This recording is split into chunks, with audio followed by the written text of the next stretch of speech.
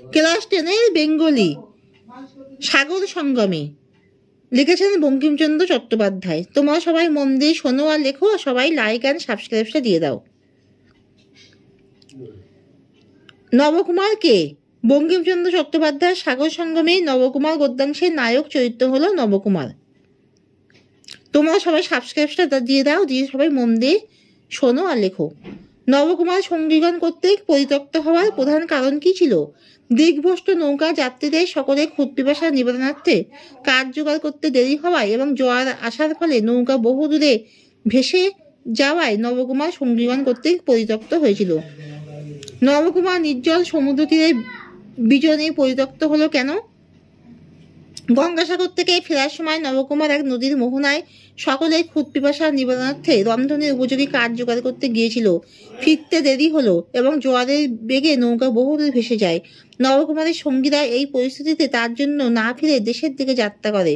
নবকুমার সকলের ক্ষুদ পিপাসা কাঠ আনতে গেলেও তার সহযাত্রীরা এত বড় অকৃতজ্ঞ যে সে কথা ভুলে সেই জনহীন অরণ্যে যানবাহনের সংসবহীন সমুদ্র তীরে তাকে ফেলে চলে যায়। এটাই নবকুমার সঙ্গীগণ কর্তৃক বিজনে পরিত্যক্ত হওয়ার কারণ।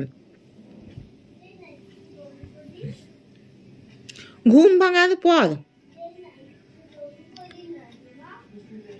নবকুমার বহুদূরে কি দেখেছিল? ঘুম ভাঙার পর নবকুমার বহুদূরে এক আলোকবিন্দু দেখতে পেয়েছিল। ঘুম ভাঙার পর নবকুমার বহুদূরে এক আলোকবিন্দু দেখতে পেয়েছিল।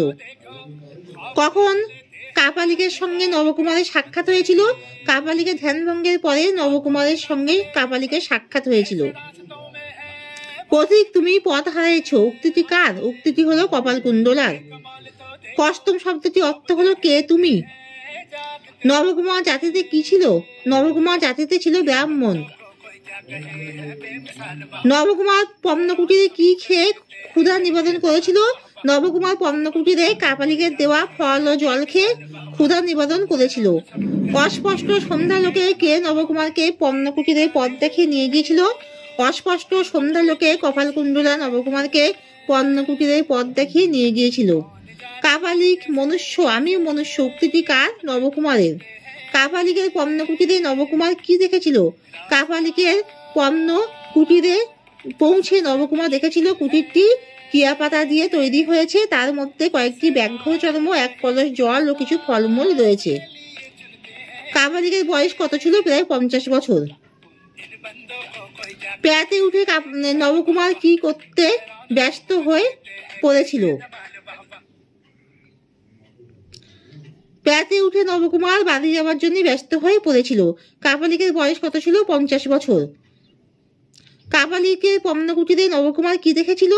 কাপালিকের পদ্মকুটিরে পৌঁছে নবকুমার দেখেছিল কিয়াপাতা দিয়ে কুটিরটি তৈরি হয়েছে, তার মধ্যে কয়েকটি ব্যাঘ্র চর্ম, এক কলস জল ও কিছু ফলমূল রয়েছে।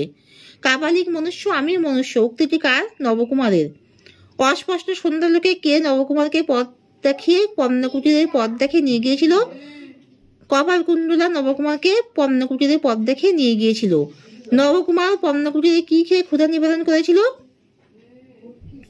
নবকুমার পদ্মকুটিরে কাপালিকের দেওয়া ফল ও জল খেয়ে ক্ষুধা নিবেদন করেছিল।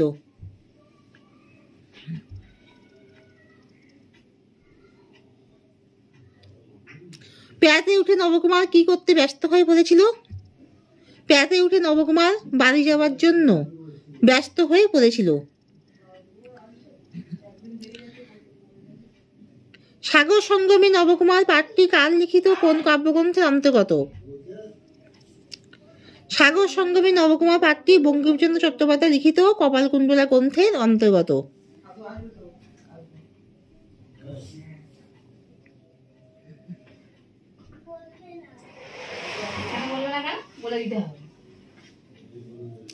নবকুমার কোথায় কিভাবে পরিত্যক্ত হয়েছিল? সাগর সঙ্গম থেকে ফেরার পথে নৌকার সহযাত্রীদের ক্ষুদ পিপাসা নিবারণের জন্য বনের মধ্যে কাঠ আনতে গিয়ে সে পরিত্যক্ত হয়েছিল।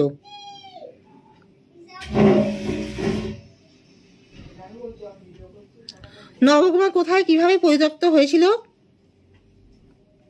নবকুমার যাত্রীদের জন্য কাঠ আনতে গিয়ে যখন বনের মধ্যে ঢুকেছিল, তখন জল আসায় নৌকা বহুদূর ভেসে যায় এবং সে যাত্রীদের দ্বারা পরিত্যক্ত হয়। যাত্রীরা তাকে নেবার জন্য ফিরে আসে না। নবকুমার সমুদ্র তীরে বালিয়াড়ি ও অরণ্য সমাচ্ছন্ন একটি বিজন বনে নৌকারোহীদের দ্বারা বিসর্জিত হয়েছিল। কাঠ বহন করে নদী তীরে এসে সে নৌকা বা তার আরোহী কাউকে দেখতে পেল না।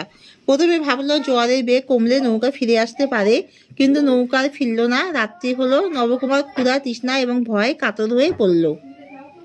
কাপালিককে নবকুমার কোথায় কি অবস্থা দেখতে পায়? সঙ্গীগণ কর্তৃক বিজন বনে পরিত্যক্ত হবার পর নবকুমার ক্ষুধা তৃষ্ণায় কাতর হয়ে লোকালয়ের সন্ধানে ব্যস্ত হয়ে পথ চলতে থাকে। এমত অবস্থায় বহু দূরে আলোকশিখা দেখে কাছে অবশ্যই মানুষ রয়েছে এই আশায় ভর করে সে সেদিকে চলতে থাকে। আলোর কাছে গিয়ে দেখে গলিত শবের উপর বসে হোমাগ্নি জেলে এক কাপালিক ধ্যান করছে। নবকুমার অস্থি, নরকঙ্কাল, কপালি ও সব কারণবাড়ি ও অগ্নিবেষ্টিত কাপালিককে নিরীক্ষণ করতে থাকে। নবকুমার কার সহায়তায় কেমন করে পুনরায় পণ্যকুটিরে পৌঁছাতে পেরেছিল? নবকুমার কপালকুণ্ডলার সহায়তায় পণ্যকুটিরে পৌঁছাতে পেরেছিল। কাপালিকের পণ্যকুটিরে যথাযথ বর্ণনা দাও। কেয়া পাতায় কাপালিকের কুটির তৈরি। সেই ঘরে ব্যাঘ্রচর্ম, এক কলস জল ও কিছু ফলমূল ছিল।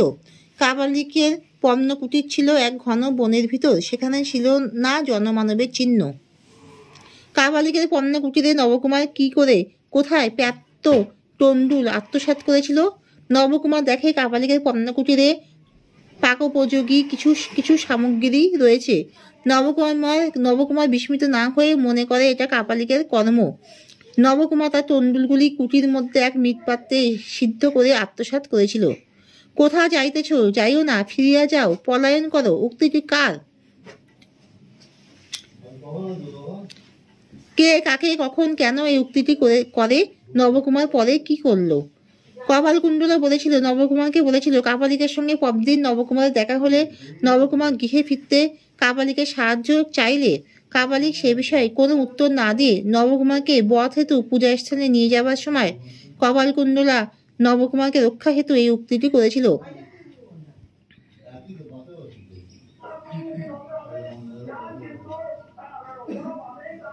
এরপর নবকুমার যখন বোঝে শারীরিক শক্তিতে কাপালিকের সঙ্গে পেরে ওঠা অসম্ভব, তখন সে বুদ্ধি খাটিয়ে সেই অবস্থা থেকে উদ্ধার পেতে চেষ্টা করেছিল।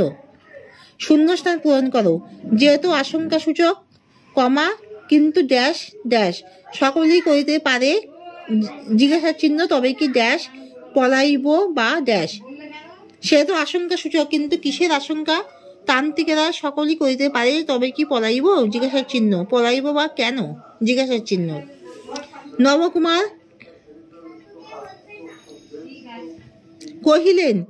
কহিলেন এ পর্যন্ত ড্যাশ দর্শনে কি জন্য ড্যাশ ছিলাম জিজ্ঞাসার চিহ্ন। কাপালিক কহিল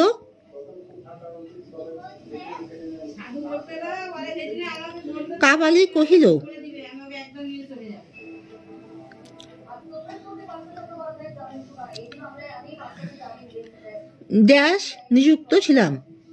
নবকুমার কহিলেন এ পর্যন্ত প্রভুর দর্শনে কি জন্য বঞ্চিত ছিলাম। কাপালিক কহিল নিজ ব্রতে নিযুক্ত ছিলাম। ভ্রমণ করিতে করিতে ড্যাশ সম জন্মিল, ড্যাশ অনাহার, এজন্য ড্যাশ হইলেন। ভ্রমণ করিতে করিতে নবকুমারের সম জন্মিল, সমস্ত দিন অনাহার, এজন্য অধিক অবসন্ন হইলেন। ড্যাশ হইতে জানু পর্যন্ত ড্যাশ আবৃত গলদেশে ড্যাশ কোটি দেশ হইতে জানু পর্যন্ত শার্দুল চর্মে আবৃত গলদেশে রুদ্রাক্ষ মালা। পরে ড্যাশ শয়ন করিলেন, সমস্ত ড্যাশ শীঘ্রই ড্যাশ হইলেন। পরে ব্যাঘ্রচর্মে শয়ন করিলেন, সমস্ত দিবসজনিত কেলেশ হেতু শীঘ্রই নিদ্রাভিভূত হইলেন। পতি তুমি পথ হারিয়েছ, উক্তিটির আলোকে ঘটনার পূর্বাপর আলোচনা করো। আকবর বাদশাহের রাজত্বের শেষ সময় পর্তুগিজ অন্যান্য নাবিক দস্যুদের ভয় যাত্রী নৌকা দলবদ্ধ হয়ে যাতায়াত করাই প্রথা ছিল। সপ্তগ্রাম নিবাসী নবকুমার শর্মা একবার গঙ্গাসাগরে তীর্থদর্শনে গিয়েছিল। ফেরার সময় তাদের নৌকা ঘোরতর কুয়াশায় সঙ্গীহীন হয়ে পড়েছিল। রোদ উঠলে তারা দেখতে পায় তারা রসুলপুরে নদীর মোহনা এসে পড়েছে। সেখানে সমুদ্রের মতোই নদীর বিস্তার। তারা সমুদ্রের পশ্চিম তটের কাছে এসে পড়েছিল। সেখানে তাদের নৌকা বাঁধা হলো। জোয়ারের দেরি দেখে আরোহীরা সম্মুখের সমুদ্র সৈকতে রান্না বান্না করার জন্য নামে, কিন্তু নৌকায় রান্নার জন্য প্রয়োজনীয় কাঠ ছিল না। বাঘের ভয় কেউ বনের মধ্যে প্রবেশ করতে সাহস করলো না। সাহসী যুবক নবকুমার তখন একা কাঠ আনতে যায়। কাঠ জোগাড় এবং বহন করে আনতে নবকুমারের কিছু দেরি হয়। তার মধ্যে জোয়ার এসে পড়ায় নাবিকেরা নৌকা ছেড়ে দেয় এবং জোয়ারের তীব্র বেগে নৌকা বহু দূর চলে যায়। প্রতিবেশী এবং সহযাত্রী নবকুমারের কথা মনে থাকলেও ও নৌকা নবকুমারকে ছেড়ে সপ্তগ্রামে ফিরে আসে। প্রচারিত হয় নবকুমারকে বাঘে হত্যা করেছে। নবকুমার অনেক কষ্টে কাঠ নিয়ে ফিরে এসে দেখে নৌকা নেই। নৌকা ফিরে আসবে এই আশায় সে সারাদিন সেখানে অপেক্ষা করতে থাকে। নবকুমার দেখে গ্রাম নেই, আশ্রয় নাই, লোক নাই, আহার্য নাই, পেয়েও নাই, নদীর জল অসহ্য লবণাক্ত, অথচ ক্ষুধা তৃষ্ণায় তাহার হৃদয় বিদীর্ণ হইতেছিল। নবকুমার মনে মনে বোঝে তার প্রাণ নাশে নিশ্চিত। নানা চিন্তায় অস্থির নবকুমার এদিক ওদিক ভ্রমণ করতে থাকে। ক্রমে অন্ধকার হয়। বসে ভ্রমণ করতে করতে নবকুমারের দেহ অবসন্ন হয়ে পড়ে। সে বাড়ির পাশে এক জায়গায় বসে, সেখানে ঘুমিয়ে পড়ে। ঘুম যখন ভাঙে তখন অনেক রাত। বাঘের ভয়ে সেও ভীত হয়ে এদিক ওদিক নিরীক্ষণ করে দেখতে থাকে। হঠাৎ বহু দূরে আলো দেখে নবকুমার তাড়াতাড়ি সেখানে উপস্থিত হয়। দেখে এক কাপালিক যোগাসীন। কিছুক্ষণ অপেক্ষা করার পর কাপালিক তাকে তার পর্ণকুটিরে নিয়ে যায়। নবকুমার সামান্য ফলমূল আহার করে সেখানেই ঘুমিয়ে পড়ে। পরদিন ক্ষুধায় কাতর নবকুমার ফলান্বেষণে বের হয়। একটি গাছের খুব সুস্বাদু ফল খেতে নিবিড় বনমধ্যে সে পথ হারিয়ে ফেলে। কিছুক্ষণ পরে সমুদ্র সৈকতে উপস্থিত হয়। বসে বসে সে সমুদ্রের অনন্ত শোভা দেখতে থাকে। সন্ধে ঘনিয়ে আসে। হঠাৎ নবকুমার সেখানে এক অপূর্ব রমণীর মূর্তি দেখে হতবাক হয়। অনেকক্ষণ পরে সেই তরুণী জিজ্ঞেস করে, পথিক, তুমি পথ হারিয়েছ? কোনো উত্তর না পাওয়ায় সে আবার বলে, আইসো। নবকুমার তরুণীর পিছনে পিছনে চলল, কিন্তু কাপালিকের কুটিরের কাছে এসেই সুন্দরী বনের মধ্যে চলে গেল। কুটিরে কাপালিকের সঙ্গে নবকুমারের সাক্ষাৎ হয়। কাপালিক নবকুমারকে সঙ্গে নিয়ে চলে। নবকুমার ভাবে তার বাড়ি যাবার কোনো উপায় হবে। কিছু দূর যাওয়ার পর হঠাৎ রমণী নবকুমারের পিঠে স্পর্শ করে মৃদুস্বরে বলে, কোথায় যাইতেছ? যাইও না, ফিরিয়া যাও, পলায়ন করো। নবকুমার কিছুই বুঝতে পারল না। কাপালিককে জিজ্ঞেস করে জানতে পারে তাকে বলি দেওয়ার জন্য পুজোর জায়গায় নিয়ে যাওয়া হচ্ছে। তান্ত্রিকের পুজোয় নর মাংসের প্রয়োজন। পুজোর জায়গায় কাপালিক নবকুমারকে কতগুলি শুকনো কঠিন লতাগুল্ম দিয়ে দৃঢ়ভাবে বেঁধে সমুদ্র সৈকতে ফেলে রাখে। নবকুমার নিজেকে মুক্ত করতে চেষ্টা করে ব্যর্থ হয়। কাপালিক বলির প্রাথমিক কাজ শেষ করে খড়গ নেয়ার জন্য আসন ত্যাগ করে দেখে সেখানে খড়গ নেই। কপালকুণ্ডলাকে বারবার ডেকেও কোনো উত্তর পেল না। তখন কাপালিক বাড়ির দিকে যায়। ইতিমধ্যে কপালকুণ্ডলা খড়গ দিয়ে নবকুমারের বাঁধন খুলে তাকে সঙ্গে নিয়ে পালিয়ে যায়। কপালকুণ্ডলা নবকুমারকে নিয়ে নিভৃত বনের মধ্যে এক মন্দিরে অধিকারীর আশ্রয় নেয়। অধিকারী কপালকুণ্ডলাকে ও কাপালিকের কাছে ফিরতে দিল না। অধিকারী কপালকুণ্ডলাকেও আর কাপালিকের কাছে ফিরতে দিল না, কারণ সেখানে গেলে তারা রক্ষা থাকবে না। কপালকুণ্ডলা নবকুমারকে নিয়ে নিভৃত বনের মধ্যে এক মন্দিরে অধিকারীর আশ্রয় নেয়। অধিকারী কপালকুণ্ডলাকেও আর কাপালিকের কাছে ফিরতে দিল না, কারণ সেখানে গেলে তারা রক্ষা থাকবে না। নবকুমারের সঙ্গে তার বিবাহ দিয়ে অধিকারী পরদিন তাদের মেদিনীপুরের পথ পর্যন্ত রেখে আসে।